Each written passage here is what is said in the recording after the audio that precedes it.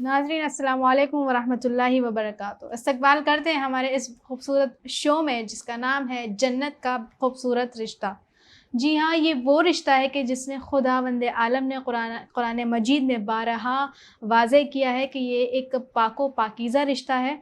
और सिर्फ़ खुदा ने ही नहीं बल्कि हमारे रसूल खुदा सल्लल्लाहु अलैहि वसल्लम और हमारे छठे इमाम ने भी इस पर रोशनी डाली है। और हमारे सारे इमाम, हमारे जो 12वें इमाम हैं, वो भी इस रिश्ते पर हदीसें पेश करते हैं। तो रसूल खुदा सल्लल्लाहु अलैहि वसल्लम ने जो हदीस पेश की है वो ये है कि जब शौहर और बीवी एक दूसरे के चेहरे पर निगाह करते हैं तो अल्लाह उनकी तरफ रहमत की निगाह करता है। तो सोचे कि ये वो रिश्ता है, एक अनजान रिश्ता जो खुदावंद आलम ने जिसे जायज़ करार दिया। उसके बाद जो भी काम अंजाम दिया जाता है इस रिश्ता होने के बाद, ये रिश्ता कायम होने के बाद, उस पे हर लम्हा सवाब होता है, हर नेकी लिखी जाती है और हर गुनाह को मिटाया जाता है।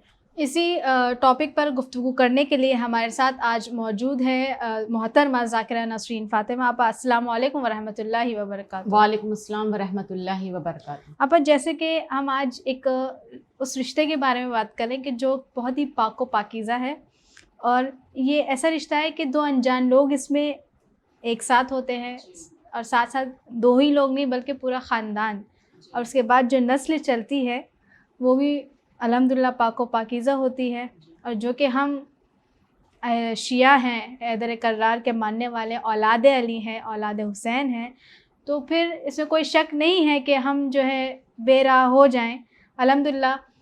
आप ये जो रिश्ता हस्बैंड और वाइफ़ का बहुत ही खूबसूरत रिश्ता है और इसको तोड़ने के लिए भी लोग बहुत से आगे होते हैं, लेकिन हमारी ज़िम्मेदारी ये होनी चाहिए कि हम उसे जोड़े रखें। बिल्कुल सही कहा आपने। अब इस रिश्तों को जोड़ने के लिए खुदावंद आलम ने रूल्स रेगुलेशंस बनाए हैं। इस्लाम में भी कई स्टेप्स हैं कि इसको कैसे सही तरीके से वाजिब करार दिया जाए, या ये कहें कि इसको कैसे एक करना है, दो लोगों को एक जगह करना है। तो पहला सवाल हमारा ये है कि जब हम रिश्ते की बात कर रहे हैं तो उसमें एक है निकाह, जो बहुत ही इम्पोर्टेंट है। और इस वाजिब काम के लिए तो इस्लाम में क्या इसमें किस तरह का सवाब दिया है, और क्या ऐसे कुछ काम जायज़ काम है या कोई ऐसा काम है जो ना किया जाए निकाह के दौरान? औज़ुबिल्लाहि मिनश्शैतानिर्रजीम बिस्मिल्लाहिर्रहमानिर्रहीम रब्बि शरह सदरी वयस्सिर ली अमरी वहलुल उक़्दतम मिन लिसानी यफ़क़हू क़ौली।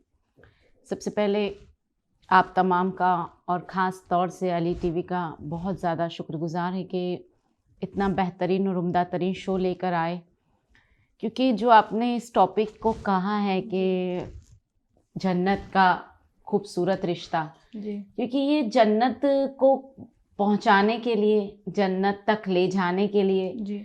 और मासूमीन अलैहिस्सलाम बयान करते हैं कि इससे बेहतरीन रिश्ता कोई कायम नहीं हो सकता जो हस्बैंड एंड वाइफ के दरमियान का रिश्ता होता है जी। क्योंकि ये मोहब्बत, ये मिठास, ये कुदरत की देन है। जैसे कुछ रिश्ते ऐसे होते हैं ना, जैसे औलाद का रिश्ता माँ के साथ, जैसे औलाद सिर्फ शिकम मादर में आती है, जैसे हमल आ जाता है या हामिला औरत को ये न्यूज़ मिलती है कि वो हमल से, उसकी वो फर्स्ट डे कि सिर्फ उसको न्यूज़ मिलना कि वो हामिला है, उसके लिए वो एहसास खूबसूरत बन जाता है, वो एहसास मोहब्बत वाला बन जाता है।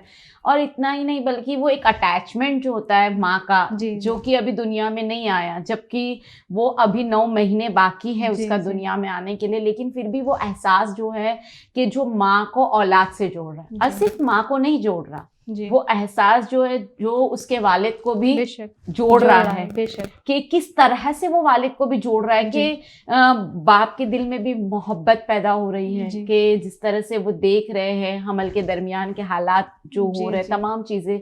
लेकिन ये एक एहसास है ना, ये खुदा का खूबसूरत बयान है, खुदा ने इसको मोहब्बत वाला बनाया। जैसे कुछ रिश्ते जिसमें दूसरा रिश्ता अगर बताया है भाई का बहन के साथ या बहन का भाई के साथ, जो ये वो रिश्ता है कि अगर आप चाहे कितनी भी कड़वाहट हो, चाहे कितनी भी उनके दरमियान में मिसअंडरस्टैंडिंग हो, सब कुछ हो, लेकिन जब वो रिश्ता कायम है, जब वो रिश्ता है, तो बहन को ये एहसास रहता है कि नहीं, मेरे पास एक भाई मौजूद है हर दर्द में, हर तकलीफ में, हर गम में मेरे तकलीफ को दूर करने के लिए। और भाई को भी ये एहसास होता है कि मेरे पास बहन मौजूद है जो मेरे तमाम हालात से वाकिफ है, मेरे मतलब मेरी जहनियत को समझ सकती है, मेरी मेंटालिटी है उसको फॉलो कर सकती है। नहीं, ये तमाम चीजें ना जो खुदा ने बनाई है, उसी में एक पाकीज़ा रिश्ता जो खुदा ने निकाह का बनाया जी, जो दरमियान में इस तरह से होता है कि आज दुआ करूंगी कि जितने खुदावंद आलम बच्चे जो कुंवारे हैं या जो बाकिरा हैं, परवरदिगारा उनके रिश्तों को बेहतरीन घरों में कायम फरमा और बेहतरीन कुफ उन्हें अता फरमा, क्योंकि ये मोहब्बत का एहसास है कि जिसके लिए आपने जैसे हमसे सवाल किया कि खुदावंद आलम ने निकाह को क्यों रखा। देखिए, सबसे पहली चीज़ ये है ना कि मासूमीन अलैहिस्सलाम में हज़रत रसूल खुदा सल्लल्लाहु अलैहि वसल्लम फरमाते हैं कि खुदावंद आलम ने इस्लाम को अगर कामयाब बनाया है, ये इस्लाम जो आज कामयाब हुआ है, जो दीन है, मजहब जो कामयाब हुआ है, ये इसलिए कामयाब हुआ है कि लोग इस तरह से गुनाहों से परहेज होता रहा जी। अगर गुनाह होते तो ये कामयाबी तक हासिल नहीं होता। आज हमारे दरमियान में जिना को हराम करार दिया गया है, बेशक। जो अगर हम देखें, खुदा ने इसी काम को ये कर दिया कि तुम निकाह कर लो। अगर उसके बाद हस्बैंड एंड वाइफ के बीच वो मोहब्बत, वो मिठास, वो रिलेशनशिप मेंटेन होती है, तो खुदा ने उनकी 2 रकत नमाज को 70 रकत का सवाब दे दिया। जबकि वही 2 रकत नमाज अगर एक नॉर्मल इंसान पढ़ रहा है, सवाब उतना ही है, सवाब उतना ही है। लेकिन खुदा ने क्या कहा, मेरे हुक्म पर अमल करो जी। और कहा कि अगर तुम मेरे हुक्म पर अमल करोगे तो तुम्हारी ये 2 रकत नमाज को मैं 70 रकत में बढ़ा दूंगा। दूसरी चीज क्या बयान की, अगर कोई बेरोजगार है, रोजी तलाश रहा है, बार बार तकलीफों में मुब्तला होता चला जाता है, रिस्क नहीं मिल रहा, क्या बयान किया, निकाह के लिए कदम आगे बढ़ा।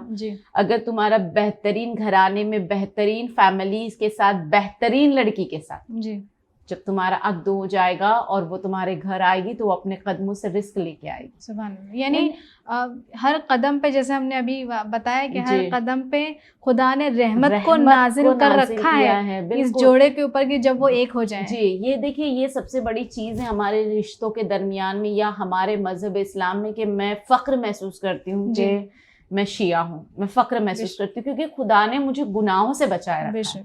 आज हम खौफ ज़दा हो जाते हैं, आज हम अगर हिजाब करके निकल रहे हैं या घर से बाहर निकल रहे हैं, नकाब पहन के निकल रहे हैं, तो हम इस तरह से होते हैं, क्या लोग मेरा स्टेटस देख के क्या समझेंगे कि मैं पूरी अबा में नजर आती हूँ, मुझे इस तरह से फुल बुरखे में देख के क्या समझेंगे। लेकिन खुदा ने कहा है कि तुम्हारे इसी पर्दे के पीछे मैंने तुम्हारी एक ऐसी खूबसूरती रखी है जो सिर्फ और सिर्फ तुम्हारे शौहर को मैंने अता की। और यही वो चीज़ है, ये वो निकाह का रिश्ता है, वो पाको पाकीज़ा कि जिसके लिए मासूमीन अलैहिस्सलाम फरमाते हैं कि अगर कोई निकाह कर लेता है तो वह जहन्नुम की आग से नजात पाता है। सुभान अल्लाह। यानी अहले जहन्नुम पुकारती है जब कि आज मेरी आँख और ज़्यादा गहरी हो गई, तेज़ हो गई, लेकिन कुछ अफराद ऐसे हैं जो मेरी आँख से आज नजात पा गए। तो जब पूछा गया जहन्नुम से कि बताओ कौन है जो तुम्हारी आग से आज नजात पा गया, तो कहते हैं कि 2 से 3 तिहाई वो लोग जिन्होंने आज निकाह को अंजाम दिया, निकाह में कामयाबी हासिल की और उन्होंने खुदा के हुक्म पर एक कदम आगे बढ़ाया। अब हम तस्वुर करें कि जहन्नुम से नजात अता कर रही है, हमारे एक कदम बढ़ाने से सिर्फ हमें ही फायदा नहीं बल्कि जो दूसरे लोग हैं जो मर चुके या ये जो इंतकाल बाग हैं उन लोगों के लिए भी फायदेमंद है। बिल्कुल, क्योंकि ये रिश्ता ही वो मोहब्बत और मिठास का है जिसमें खुदावंद आलम ने, अगर हम देखें तस्वुर करें तो हम हुक्म है परवरदिगार का कि तुम नामहरम से दूर रहो, दूरी इख्तियार करो। अगर औरत से कहा है कि तुम नामहरम मर्द से दूर रहो, मर्दों से कहा है कि तुम नामहरम औरतों से दूर रहो, लेकिन खुदावंद आलम ने उसके बाद उस रिश्ते को कायम किया कि जिसके लिए हलाल कर दिया गया, जायज कर दिया गया। उसके ऊपर यहाँ तक कि कुरान मजीद में कह दिया है कि मर्द और औरत अपना एक दूसरे का लिबास है। जी बेशक, लिबास दे दिया गया, यानी उन्हें एक इस तरह से हम सोच सकते हैं। मैं इंशाल्लाह हमारे ये आगे के टॉपिक्स में भी आपके सामने बयान करूंगी कि लिबास क्यों कहा है जी।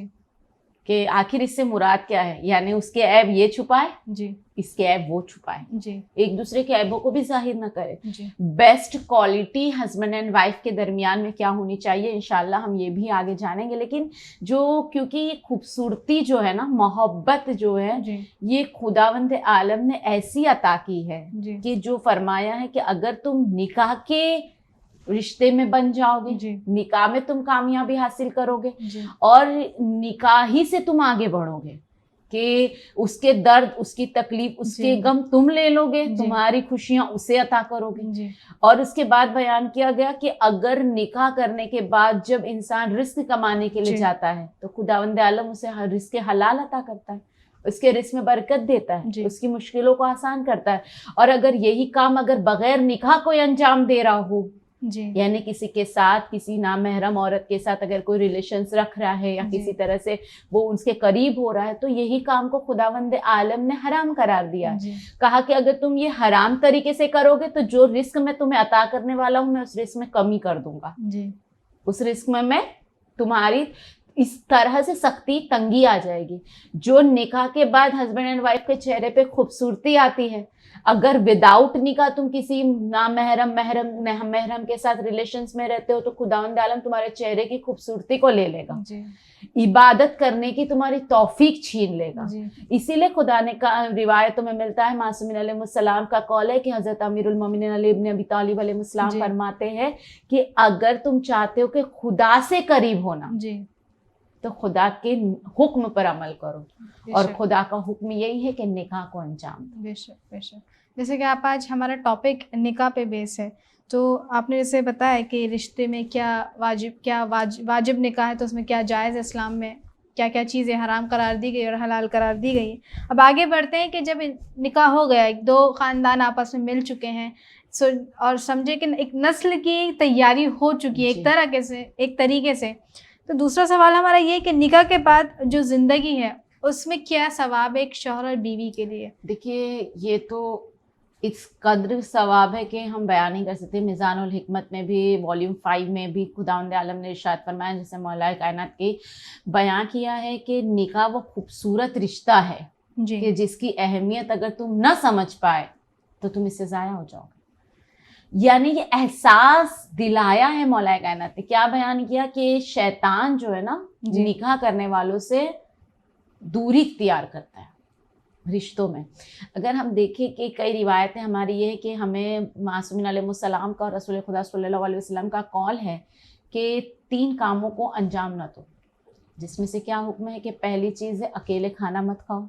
निकाह के बाद नहीं, नॉर्मली अगर जो हम अंजाम अच्छा, देने को normally। मना किया है जी रसूल जी खुदा जी ने, अकेले सफ़र करने के लिए जी। मना किया है, अकेला खाना खाने के लिए मना किया है, जी और अकेला रात को सोने के लिए मना किया। जी। क्यों मना किया? इसीलिए मना किया कि वो दरमियान ये होता है कि शैतान तुम पर गालिब आता है। ओके अगर तुम अकेले तन्हाई में सोओगे तो शैतान तुम पे गालिब आता जी। है, तुम अकेले खाना खाओगे तो शैतान तुम पे गालिब आता है, जी तुम अगर अकेले ट्रैवल करोगे तो शैतान तुम पे गालिब आता है। जी और शैतान को इस तरह से जब तुम पर हावी हो जाता है, मुसल्लत हो जाता है, जी तो तुम इस बताया कि तुम्हारे लिए बहुत ज़्यादा तकलीफ़ें और परेशानियां में मुब्तला हो जाते हैं। जी तो इसीलिए ताकीद की गई है कि बेहतरीन खूबसूरत रिश्ता ये है कि निकाह के दरमियान निकाह में अंजाम दे दो, ताकि शैतान तुमसे दूर हो जाए। जी अब निकाह हो जाएगा तो इंसान अकेला तो खाना खाएगा ही नहीं, बेशक बगैर ये देखिए, ये छोटी छोटी मोहब्बत भी है ना। जब मैं बात निकली तो छोटी छोटी आपको टिप्स भी देती जाऊंगी।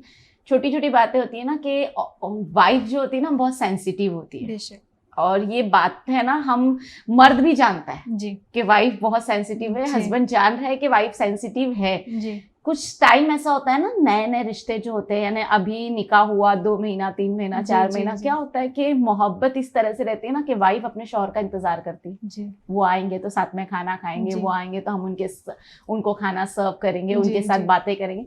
यानी ये जो नए रिश्ते की नए बॉन्डिंग होती रिश्ते है की वो। बॉन्डिंग है ये, जी और ये तरबियत है एक माँ की बेशक। अपनी बेटी को, बेशक कि वो तरबियत दे कि जी। किस तरह की तरबियत होनी चाहिए कि जब अपने शौहर के घर जाओ तो ये नहीं कि खुद की भूख मिटाने के बारे में सोचो। जी क्योंकि अगर हम देखें, इतनी नॉलेज तो हम रखते हैं कि आज के हर कोई ये कहता है कि शौहर के मोहब्बत का सबसे बेहतरीन राज ये है कि उसके पेट से होके गुजरे। बेशक क्योंकि अगर उसे जो पसंद आता जी। है, अगर वो तुम बनाकर उसे अगर खिलाओ तो उसमें बहुत ज्यादा मोहब्बत है, बहुत ज्यादा मिठास है, क्योंकि वो जिस चीज के लिए वो ये एक जो हम अगर सेंसिटिविटी अगर हमारे अंदर है, वाइफ के अंदर है, वो ये सोच रही होती है कि मेरा हस्बैंड, एक थिंकिंग होती है मेरा हस्बैंड ऐसा होना चाहिए, मेरा हस्बैंड एक मेयार तैयार करती है। जैसे शौहर भी अपने जहनियत में अपनी वाइफ के लिए एक मेयार तैयार करता है कि मेरी वाइफ कैसी होनी चाहिए, उसका रहना कैसा होना चाहिए, वो मुझे कितना अटेंशन, क्योंकि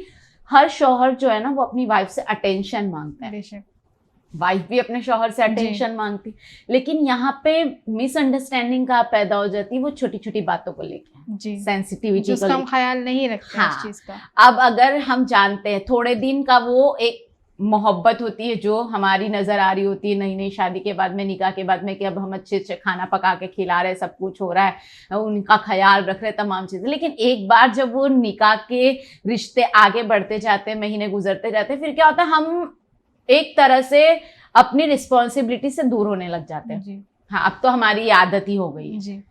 हस्बैंड एंड वाइफ के दरमियान में किसी भी चीज की आदत नहीं होनी चाहिए, सबसे पहली चीज एक अटैचमेंट होना चाहिए, अटैचमेंट होना चाहिए, ये एक मजबूरी नहीं होनी चाहिए, ये एक थोपा हुआ रिश्ता कभी नहीं होना चाहिए। यानी एक मसलन के तौर पे अगर हम ले माजरत चाह रहे हैं कि मैं आपकी बात काट रही हूँ, कि जैसे कि हस्बैंड घर आ रहे हैं, बीवी का एक रूल, एक ड्यूटी में एक स्टैम्प लग गया है कि वो जब घर आए तो उन्हें चाय पानी पूछना है, बिल्कुल, और उन्हें सर्व करना है जी, बिल्कुल। तो ये एक हमारी ड्यूटी नहीं होनी चाहिए, ड्यूटी नहीं होनी चाहिए, मजबूरी वाली ड्यूटी, मजबूरी वाली हमारी बिल्कुल ड्यूटी नहीं होनी चाहिए, बल्कि हमें ये सोचना चाहिए कि अगर मैं उन्हें राजी कर रही हूँ, उन्हें खुश कर रही हूँ, मेरा खुदा मुझसे राजी है। वही इंतजार जो हम पहले किया करते थे वैसे ही इंतजार, क्योंकि देखिए खुदावंद आलम इस तरह से फरमा रहा है कि अगर जैसे आपने स्टार्टिंग की ही हदीस पढ़ी है जी जी कि हस्बैंड एंड वाइफ जब अपने एक दूसरे के चेहरे पे नजर करते हैं तो खुदा राजी होता है, खुदा खुश होता है।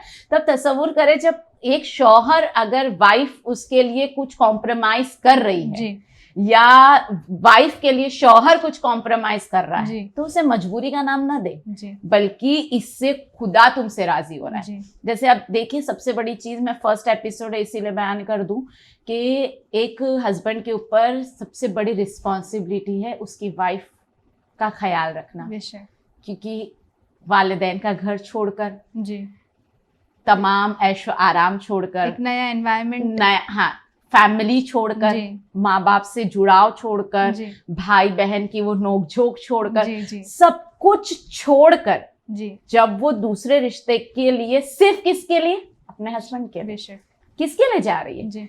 अब वो वहां जाने के बाद जब वो अपने हस्बैंड के साथ हस्बैंड के भाई को भी एक भाई की तरह एक्सेप्ट करती है, माँ को सास को माँ का तरह दर्जा दिया जा रहा है, ससुर को वालिद की तरह दर्जा दिया जा रहा है, ननंद को बहन की तरह दर्जा दिया जा रहा है। यानी जब एक रिस्पॉन्सिबिलिटी लेने के लिए जब वो तैयार है जी, जब वो जा रही है, तो शौहर को भी चाहिए कि अब वो रिस्पॉन्सिबिलिटी ले कि वो अपनी वाइफ का ख्याल रखे। क्योंकि मासूमीन अलैहिस्सलाम में एक छोटी सी बात आपके सामने बयान कर दूं, जब जनाबे फातिमा ज़हरा से ये पूछा था रसूल खुदा ने कि मेरी लाडली बताओ कि तुमने अली को कैसे पाया जी, तो क्या जवाब दिया? दोनों ने सेम ही आंसर दिया था कि इबादत, खुदा की राह में मददगार पाया।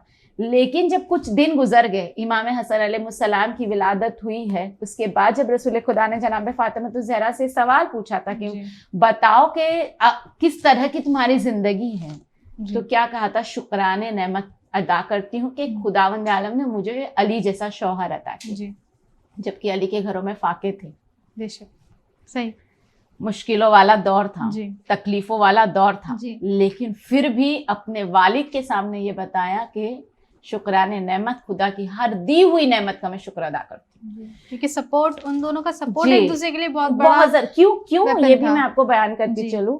मौला कायनात जब देखते थे ना कि जनाब फातिमा ज़हरा सलामुल्लाह अलैहा चक्की चला रही है जी, तो मौला जाके बेड पे बैठ नहीं जाते थे जी, मौला बैठते थे शहजादी के बाजू में जी, मौला बैठने के बाद शहजादी की हेल्प किया करते थे जी, शहजादी के साथ मदद किया करते थे। एक वक्त चक्की बीबी चलाती थी, एक वक्त चक्की मौला कायनात चलाते थे, और इस तरह से वो जौ पीसे जाते थे और फिर वो आटा बनता था, रोटियां पकती थी। जब मौला कायनात कुरान मजीद लिख रहे थे जी, जनाबे सैयदा बैठी नहीं रहती थी, बीबी देखती थी अली मशगूल है, अली मसरूफ है, तो बीबी जाती थी उनके सपोर्ट में, उनके साथ में बीबी बैठती थी जी। ये मेयार जो है ना ये जरूरी है जी। दोनों रिश्तों के दरमियान में, ये जरूरी है। तब जाके आज अगर हम देखते हैं ना तो हम ये कहते हैं हम रोल मॉडल है जी। जो हमारे जनाब फातिमा ज़हरा मौलाए कायनात के, उन्हीं को देखकर हम अपनी जिंदगी को बेहतर गुजारना चाहते हैं। और इसमें तरबियत आती है बेहतरीन वालिदैन की। अगर उन्होंने तरबियत की है अपनी बेटी को, अपने बेटे को, तो वो रिश्ता आगे जरूर बढ़ेगा, वो कामयाबी हासिल जरूर करेगा, वो नजात, मतलब और सिर्फ इतना ही नहीं, वो जन्नत की सीढ़ी तक चढ़ाएगा, जो हमारे टॉपिक का नेम ही है कि इस तरह का ये ना हम तस्वुर कर सकते हैं कि जिंदगी को गुजारने के लिए अब जो सबसे ज्यादा चीज जरूरी है वो तुम्हारे लिए जरूरी है कि मोहब्बत का होना। आप बात काट रही हूँ आपकी कि लेकिन यहाँ पर एक बोलते हैं ना आज एक ऐसा माहौल एनवायरनमेंट बन चुका है हमारे अमंग हमारे सेल्फ में कि शादी के बाद एक लड़की की एक बोलते ना जो मेयार आपने कहा कि शादी से पहले कि हस्बैंड, एक लड़का और एक लड़की हस्बैंड वाइफ होने से पहले एक अपने जहन में मेयार बनाते हैं। वो मेयार तो एक अलग बात हो गई कि एक रहता है कि ऐसा होना चाहिए, उसमें ये क्वालिटीज होनी चाहिए, क्योंकि वो चाहते हैं कि वो नेचर सेम हो। ये समझते हैं हम, आज हमारा यूथ ये समझते हैं कि अगर हमारा नेचर सेम होगा तो हमारी जिंदगी उसी तरह खुशी से बढ़ती चली जाएगी।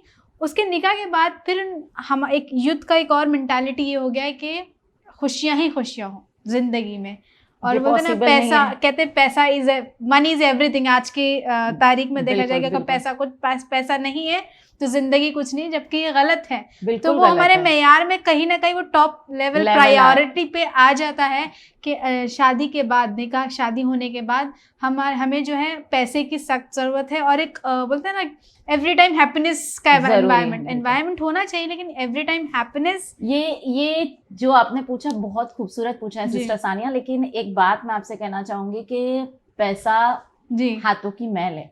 ये हमेशा तुम्हारे पास नहीं रहेगा। खुदा ने जिसको जितना दिया है खुदा उसका उससे हिसाब लेगा, बेशक। और हर एक को सेम डेज नहीं देता, नहीं, बेशक, थोड़ा up and down her relations में आता है। अब कई रिश्ते ऐसे हैं कि जो मेयार जो आपने बताया ये सोच के कि हाँ हम बंगलों में रहने वाले हैं तो हम बंगलों वालों के साथ ही अपनी बेटी या अपने बेटे का रिश्ता तय करेंगे। अगर वो मिडिल क्लास फैमिली से है तो हमें मिडिल क्लास ही चाहिए, अगर हम अपर लेवल की लेकर आएंगे तो हमारे घर में वो नहीं पाएगी। लोअर क्लास है, मेंटेलिटी की है, तो हम ये सोचते हैं कि लोअर क्लास है उसके पास कुछ नहीं, अगर हमारे पास आ जाएंगी तो हमारा पैसा देख के वो हमारी सोसाइटी में एक बन गया है लेवल, हमने खुद बनाया है कि लोअर में ही जाएगी। और जो आप कह रहे हैं कि खुशियां जो आप बता रहे कि आज सही कहा आपने, क्योंकि हमारी भी जो एज है, हमारी भी मेंटेलिटी जो है वो यही होती है कि दरमियान में खुशियां हो। सिर्फ खुशियां होंगी तो बताइए कि हम अल्लाह को याद कर पाएंगे? खुशियों में कोई नहीं आज हालात अगर हम देखें हमारे दरमियान में, हम लॉकडाउन में घरों में बैठे हुए कैद हो गए हैं, मुश्किलात है। आज का अगर दौर देखें, जो हस्बैंड अपनी वाइफ के साथ टाइम स्पेंड करना चाहता था नहीं कर पा रहा है, लेकिन अब कर रहे, अब फ्रस्ट्रेट हो रहे हैं, कह रहे बस जल्दी अब बाहर जाए। जो वाइफ अपने हस्बैंड के साथ टाइम स्पेंड करना चाहती थी वो नहीं कर पा रही थी, आज जब वो कर रही है तो वो चाह रही है अब जल्दी से ये जॉब पे जाए, क्योंकि वो आदत खत्म हो गई थी। वो एक फ्रस्ट्रेशन लेवल जो है ना वो बढ़ता है उस प्रॉब्लम में। सबसे बड़ी चीज ये है कि खुदा को याद करने के लिए गम जरूरी है, और सिर्फ इतना ही नहीं। देखिए खुदा ने ये कहा है कि मैं तुम्हें हर वो मौके अता करूंगा जिसमें तुम मेरा शुक्र अदा करो, चाहे तुम्हें दर्द हो, चाहे तुम्हें तकलीफ हो, चाहे तुम मुश्किलों में हो, चाहे तुम खुशियों में हो। अब आप बताइए, हमारा टॉपिक निकाह है। निकाह के लिए हमें रेडी होना है, ऑन द स्पॉट हमें रिसेप्शन में जाना है। हम उस तस्वुरात में हम सोचते हैं कि हम उस वक्त खुदा का शुक्र अदा करें?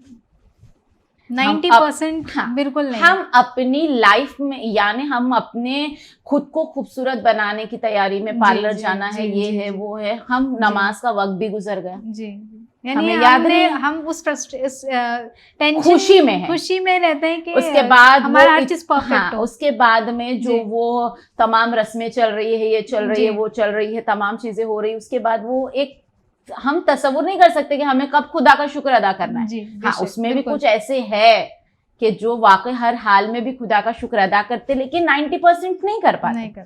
लेकिन अगर वही गम आ जाए, 10 सवाल और जवाब खुद से ही हो जाते हैं।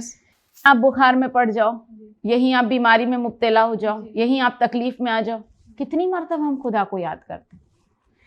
खुदा ने, अगर हमने अपना मेयार बनाया तो खुदा ने भी हमारे लिए, उसने भी मेयार तैयार रखा है कि मुझे इन्हें कितना अता करना है ताकि ये कितना ले सके। देखिए, खुदा दर्द भी उतना ही देता है जितना वो बर्दाश्त कर सके, खुशियाँ भी उतनी ही देता है। आज देखिए, कई लोग ऐसे हैं कि जिनके पास दौलत है, सरमाया है, मकान है, मिल्कत है, सब कुछ है, लेकिन फिर भी डिप्रेशन में, बेचैन है, बेसुकून। कई ऐसे लोग हैं जिनके पास कुछ नहीं, एक वक्त का कमाओ खाओ, लेकिन वो सुकून से रात सोते हैं जी। खुदा को सिर्फ वो बंदे ज्यादा पसंद आते हैं कि जो खुदा की तमाम बातों पर अमल करते चले जाए। जो आज की यूथ, जो आज की जनरेशन है ना, जो ये सोच रही है कि मेरी स्टडी इस लेवल की है तो मुझे भी वही स्टडी वाला चाहिए। देखिए, ये मेंटेलिटी भी ज़रूरी है जी। अगर एक डॉक्टर अपने लिए एक डॉक्टर चूज करना चाहता है या चाहती है तो ये मेंटेलिटी भी ज़रूरी है, क्योंकि उसके एजुकेशन को, उसके वो तमाम बातों को वही समझ सकता है। अगर आप एक हाउसवाइफ अगर डॉक्टर के साथ अगर सेट करना चाहो और डॉक्टर को रात बेरात कहीं बाहर जाना पड़े तो वो ये सोचती है कि क्यों चले गए, क्या प्रॉब्लम था। लेकिन वही टाइम पे अगर एक बेस्ट वाइफ, अगर वो डॉक्टर ही है, वो जानती है नहीं ये टाइम पे इमरजेंसी है, उन्हें जाना पड़ा, यानी इनके लिए ये मेयार भी जरूरी है। लेकिन हाँ, अगर हम जानते हैं कि इसमें भी हम खुश रह सकते हैं, इस हालत में भी हम खुश रह सकते हैं। रसूल खुदा सल्लल्लाहु अलैहि वसल्लम और मौला कायनात अली इब्न अबी तालिब अलैहिस्सलाम फरमाते हैं कि बेहतरीन रिश्ता अगर हम तय करना चाहते हैं तो ऐसे घर में तय करो जिस घर की माँ की तरबियत, माँ का अखलाक, माँ का किरदार बेहतर हो।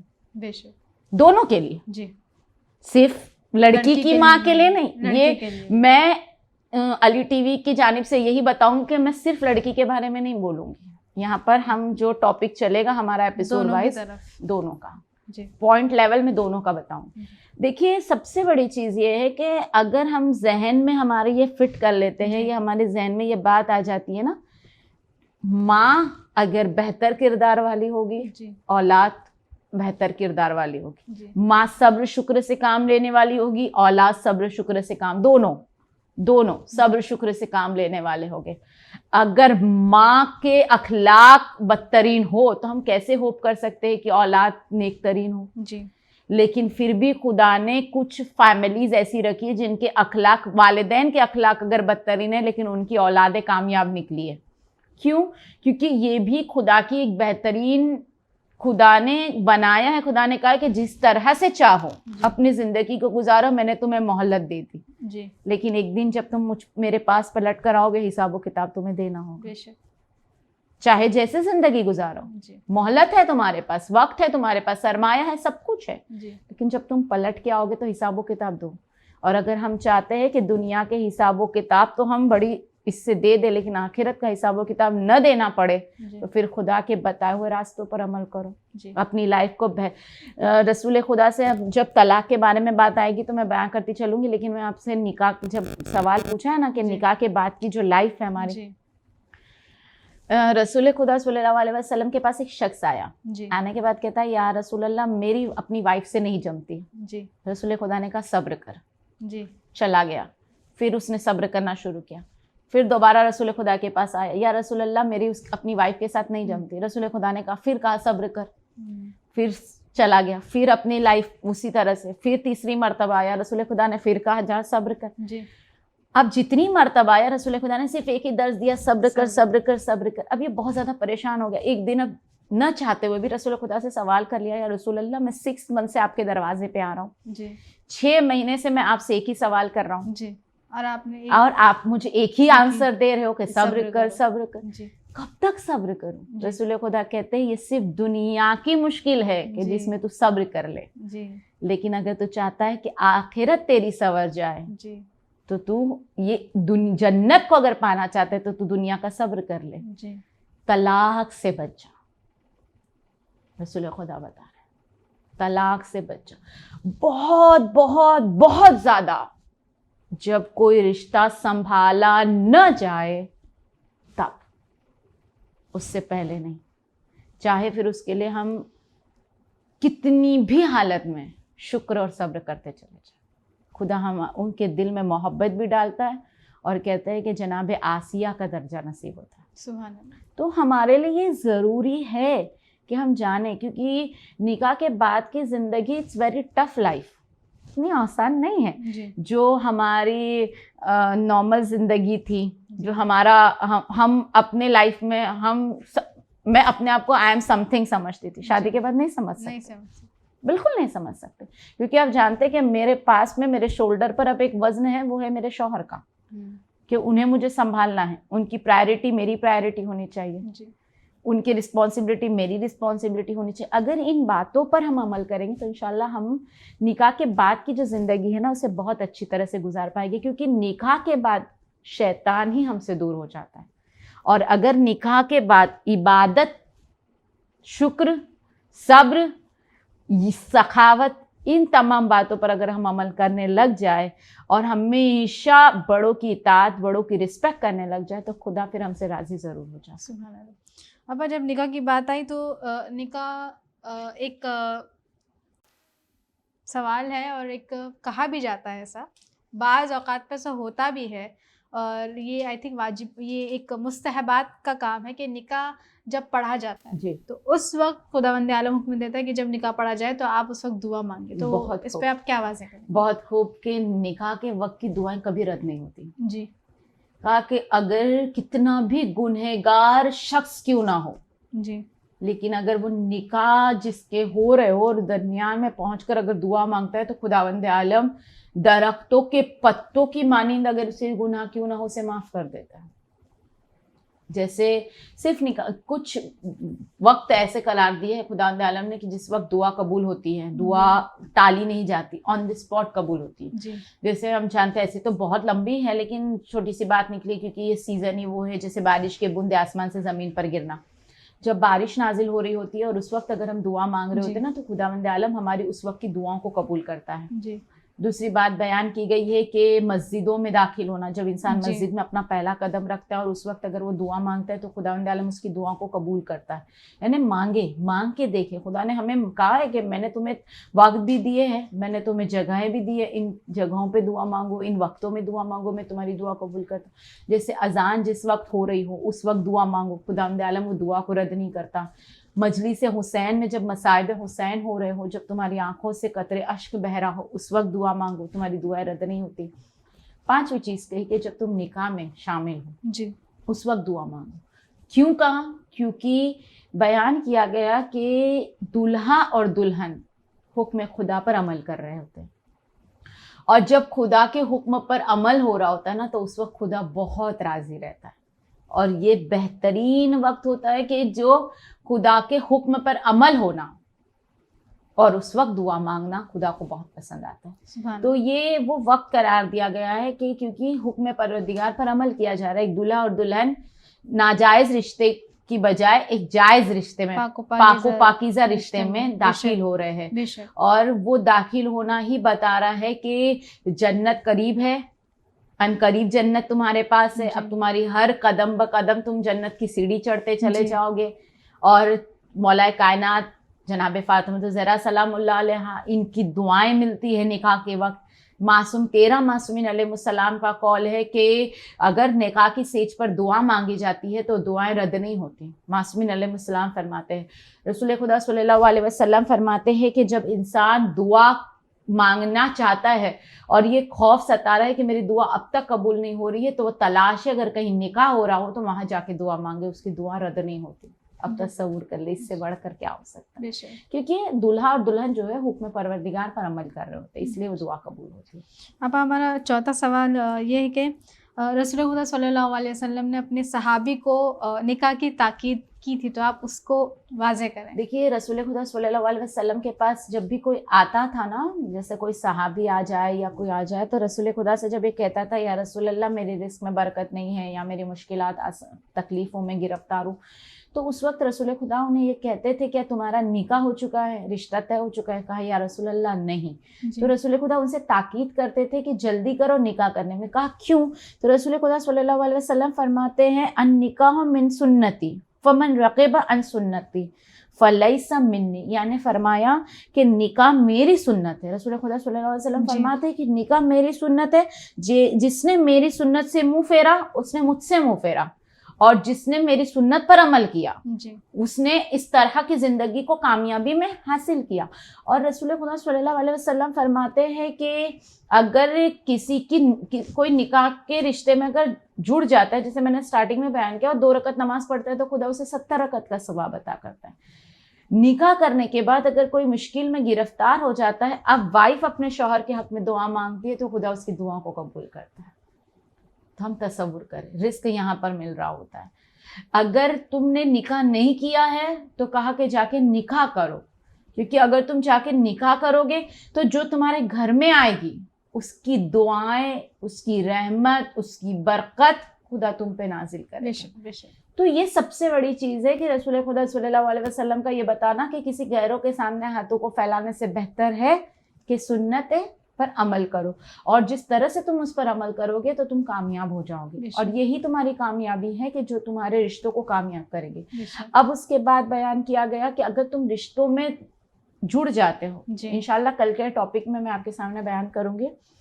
अब क्या होगा ना, शौहर जो खुद के बारे में सोचता था वो अपनी वाइफ के बारे में भी सोचेगा जी। तो अब जब वो रिस्क कमाने के लिए जाएगा तो वो बिस्मिल्लाह कह के जब रिस्क कमाने के लिए हाथ उठाएगा तो हुक्म परवरदिगार फरिश्ते राजिक को हुक्म देंगे जो रिस्क पहुंचाने वाला है। क्या हुक्म देंगे? आज जब ये मेहनत के लिए अपना एक कदम आगे बढ़ाओ तो इसकी कदमों में रहमत को डाल दो, इसके कदमों में रिस्क को डाल दो। राजिक फरिश्ता सवाल करेगा परवरदिगार क्यों? कहा इसके दरवाजे पर मैंने अपनी रहमत को उतारा है जी। और कहा कि जब अब वो मुसल्ला बिछा के दुआ मांगेगी अपने शौहर के हक में तो इसकी दुआएं कबूल हों। तो ये हम फरीजा भी है वाइफ का कि अपने शौहर को दुआओं में याद करें जी, क्योंकि उन्हीं की बरकत है कि खुदा ने सबसे बड़ी रिस्पॉन्सिबिलिटी ये दी है कि तुम्हारे कदमों से रिस्क आ रहा है। और कई आप देखिए, इतनी दुनिया तो हमने देखी है कि जब भी किसी की शादी होती है ना, उसके बाद अगर शौहर का बिजनेस हो या जॉब हो या उनकी सैलरी हो, इनकम हो, या उनका आगे बढ़ जाना हो, उनको कामयाबी हासिल करना हो, तो घर वाले जो ज़ईफ होते हैं ना वो ये कहते हैं कि कदम बहुत अच्छे थे, यानी जो बहू घर में आई उसके कदम बहुत अच्छे थे। ये सब खुदा का एक रचा हुआ है, ये खुदा ने बनाया है कि तुम मेरे बातों पर अमल करो, मैं तुम्हारे दरवाजे पर खुद रोजी पहुंचाऊंगा। और यही दर्जा है जो खुदावंद आलम ने दिया है कि हस्बैंड एंड वाइफ को, कि तुम एक दूसरे का लिबास बन जाओ, एक दूसरे से मोहब्बत से पेश आओ, एक दूसरे के साथ लुत्फ करो, एक दूसरे के साथ बेहतरीन मुस्कुराकर बात करो। न कि हाँ देखिए, कुछ रिश्ते ऐसे होते हैं जो कहते हैं ना छोटी मोटी नोकझोंक भी ज़रूरी है रिश्तों को कायम करने के लिए, लेकिन रसूल खुदा सल्लल्लाहु अलैहि वसल्लम फरमाते हैं कि अगर हस्बैंड एंड वाइफ एक दूसरे से 3 दिन तक नाराज़ अगर हो जाते हैं तो खुदावंद आलम यानी रहमत के फरिश्ते उन पर लानत करते हैं। तो अब तसव्वुर करें कि नाराज़गी से बेहतर है मोहब्बत से रहे, ताकि लानत के बदले हमें रहमत हासिल होती रहे। तो ये ज़्यादा ज़रूरी है कि एक दूसरे को समझे, एक दूसरे से मोहब्बत से पेश आए, और फिर इंशाल्लाह ज़िंदगी खुद ब खुद बेहतर बनती चली जाएगी। आपका बहुत बहुत शुक्रिया आपका कि आपने हमें वक्त दिया और इस टॉपिक पे गुफ्तगू की, और बहुत ही बेहतरीन बातें पता चली। और उम्मीद है कि जो आज का यूथ है हमारा, वो शो को देखें और कोशिश करें कि वो जो हमने मेयार बनाया हुआ था, वो जो हमने सोच रखा है कि खुशियाँ ही खुशियाँ होंगी, उसकी थोड़ी सी तब्दीली आ जाए, ताकि हमारी आने वाली जो ज़िंदगी है वो चैन और सुकून से गुजरे, क्योंकि आज शायद वो हमारी ज़िंदगी में मौजूद नहीं है। इंशाल्लाह हम आपस से फिर मुलाकात करेंगे अगले एपिसोड में, फिर एक नए टॉपिक के साथ। और हमारे शो का नाम जन्नत का बेहतरीन खूबसूरत रिश्ता है। वस्सलामु अलैकुम वरहमतुल्लाहि वबरकातुहू।